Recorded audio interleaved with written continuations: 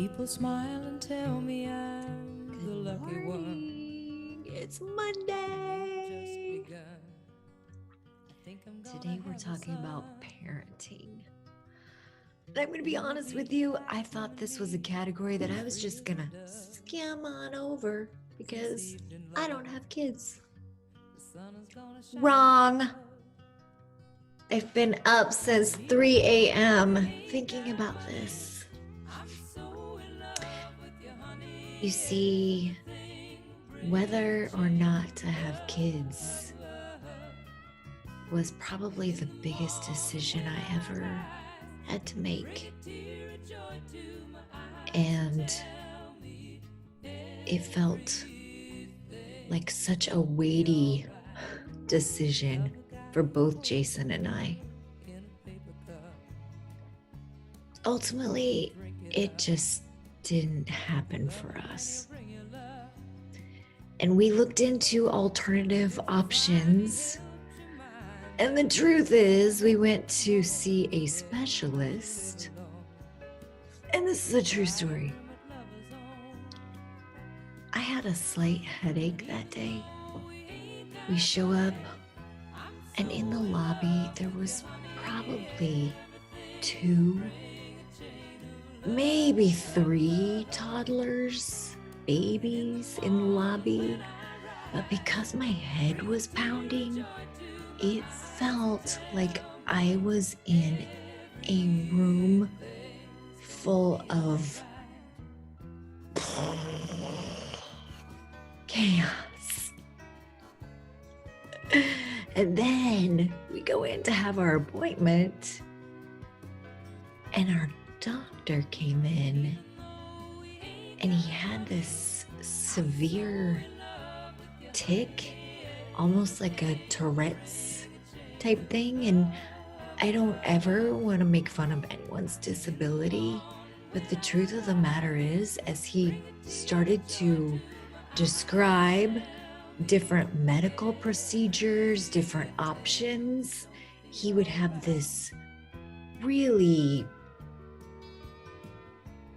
sudden, urgent tic, and it was so distracting that when we left, we got in the elevator, and I turned to Jason and I said, I don't think I heard a single thing he said. And Jason concurred. As you probably have come to the conclusion from watching my videos, I went through a deep, dark depression in my life, and part of that was that I wanted to be a mom. I actually didn't know whether or not I wanted to be a mom. It was the decision that waited on me. But a funny thing happened.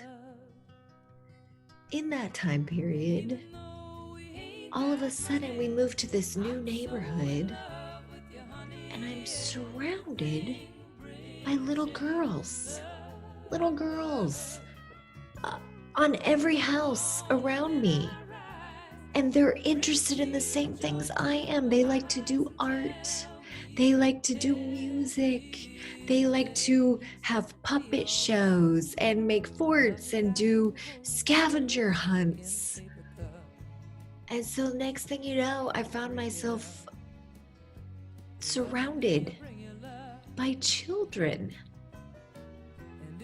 My long-lost cousin contacts me and says, hey, we're coming to Florida. We're coming to visit you. And we have this reunion, and I haven't seen them in 25 years, and they all have children. So then I've become pen pals with all of these 8 to 12-year-old girls. And then I signed up to host foreign exchange students, which brought in a slew of kids into our house from all over the world. It's like living at Epcot here. What I realized is that for me, I don't have to be a mom in order to make a difference in a child's life. And even more importantly, for them to impact mine.